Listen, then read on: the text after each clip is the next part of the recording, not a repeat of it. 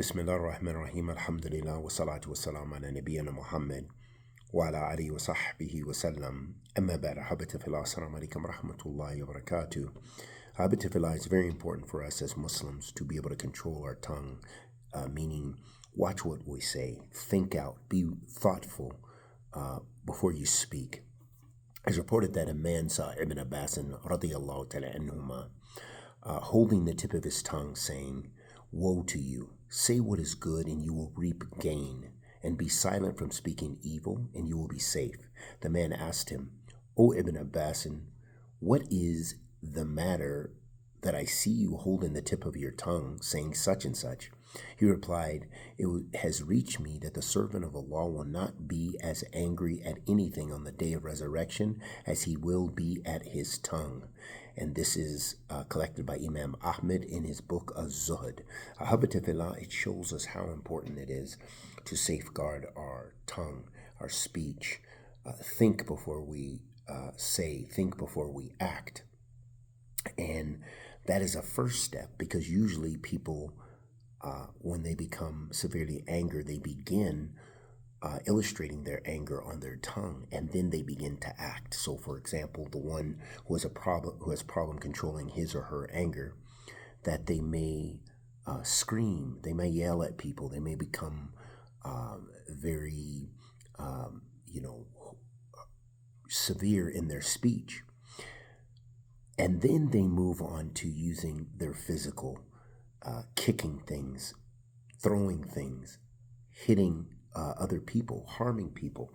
So this shows us the importance, as the Prophet ﷺ said, "La taghdab," do not become angry, meaning to control your anger, that you need to control your anger unless it is for the sake of Allah subhanahu wa ta'ala. So Ibn Abbas radiyallahu ta'ala, and he said, "Woe to you, say what is good and you will reap good, and be silent from speaking evil and you will be safe." So meaning by refraining from speaking evil, you find safety.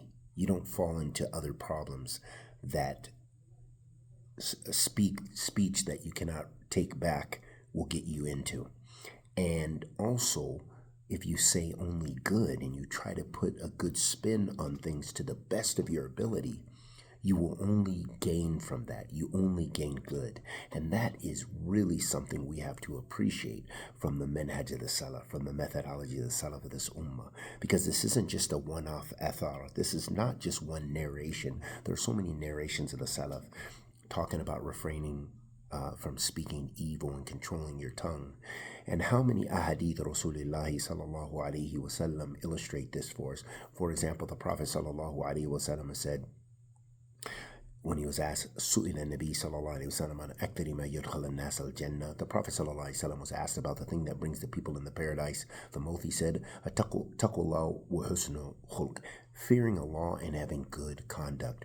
وَسُئِلَ an akthari ma yudkhal an-nas an-nar faqala al-fam wa faraj. And then he was asked sallallahu alayhi wasallam, what is the thing that brings the people in the hellfire the most? He said, al-fam, the mouth, wafaraj, and the private part. So it shows us how important it is for us as believers in Allah subhanahu wa ta'ala to refrain